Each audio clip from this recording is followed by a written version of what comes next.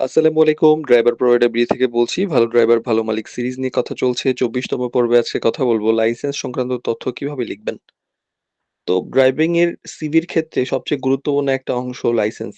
তো অনেক সময় দেখা যায় যে সিভিতে অভিজ্ঞতা লেখা আছে কিন্তু ঠিকমতো লাইসেন্সের ছবি, ঠিকানা এইসব আ অনেক সময় অস্পষ্ট থাকে। বিশেষ করে লাইসেন্সের ছবিটা বা লাইসেন্সের তথ্যটা। তো এই কারণে আবেদন সরাসরি বাতিল হইতে পারে। কারণ এইটা একটা গুরুত্বপূর্ণ তথ্য। তো এইটা কিভাবে সিভিতে উল্লেখ করবেন এই ব্যাপারে কিছু তথ্য সংক্ষেপে দিয়ে দিচ্ছি। প্রথমত লাইসেন্সের নম্বরটা স্পষ্ট করে দিবেন। যে আপনার পুরো নম্বরটা লিখবেন, বানান বা সংখ্যায় কোনো ভুল আছে কিনা ঠিকমতো করবেন। অস্পষ্ট বা কাটাছেঁড়া হলে দিবেন না। এবং এটা সুন্দরভাবে অবশ্যই লিখতে হবে। ভুল নাম্বার দিলে যাচাইয়ের সমস্যা হয়। কারণ আমরা অবশ্যই প্রত্যেকটা লাইসেন্স বিআরটিএর ওয়েবসাইট থেকে ভালো করে চেক করে দেখি যে ঠিক আছে কিনা। আবার লাইসেন্সের ধরন উল্লেখ করবেন। যেমন এই লাইসেন্সটি কি পেশাদার নাকি অপেশাদার, প্রফেশনাল, নন প্রফেশনাল এর ব্যাপারটা সুন্দর করে উল্লেখ করবেন। পেশাদার লাইসেন্স থাকলে সেটি স্পষ্টভাবে উল্লেখ করা জরুরি। কারণ এটা চাকরির ক্ষেত্রে গুরুত্ব বহন করে। আবার ইস্যুর তারিখ এবং মেয়াদ এই ব্যাপারটাও গুরুত্বপূর্ণ। লাইসেন্সটা বৈধ কিনা এটা নিয়োগদাতার জন্য গুরুত্বপূর্ণ। তাই অবশ্যই ইস্যুর তারিখ এবং ইস্যুর মেয়াদের শেষের তারিখটা এখানে উল্লেখ করে দিবেন। তো মেয়াদ শেষ হওয়ার তারিখটা কাছাকাছি হলেও এটা আগে জানানো ভালো। কারণ পরবর্তীতে নিয়োগের ক্ষেত্রেও সমস্যা হতে পারে।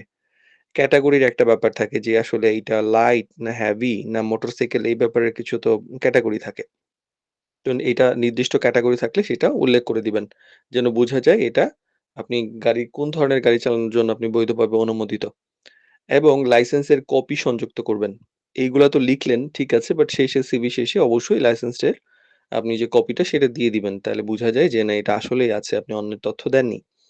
খেয়াল রাখবেন যে সামনের পেছনের অংশ পরিষ্কার করে বোঝা যায়, কাটা বা ঝাপসা ছবি না এবং অপ্রয়োজনীয় অংশ কেটে বাদ দেওয়া হয়। অনেক সময় কেউ ভুল করেন যে লাইসেন্সের মেয়াদ শেষ হয়ে গেছে কিন্তু সেটা উল্লেখ করেন না। সাসপেন্ড বা কোনো সমস্যা থাকা সত্ত্বেও জানান না। বা অন্যের লাইসেন্স ব্যবহার করে করেন। তো এগুলা ধরা পড়েন এবং আমরা মোটামুটি সিদ্ধান্ত নিয়ে নেই যে ভবিষ্যতে আপনার সঙ্গে কোনো ডিল করা হবে না। ইনারাই আইসা আবার কমেন্টে চিল্লায়। মানে দেখবেন কমেন্টে কিছু মানুষ যুক্ত হয়েছে যাদের মানে এদের কোনো খায়-দায় কাজ নাই। শুধু কমেন্টে এসে উল্টাপাল্টা কথা বলাই কাজ। তো দেখবেন যে এরা আসলে চাকরি পায় না। মানে মানে এদেরকে আমরা দেই না।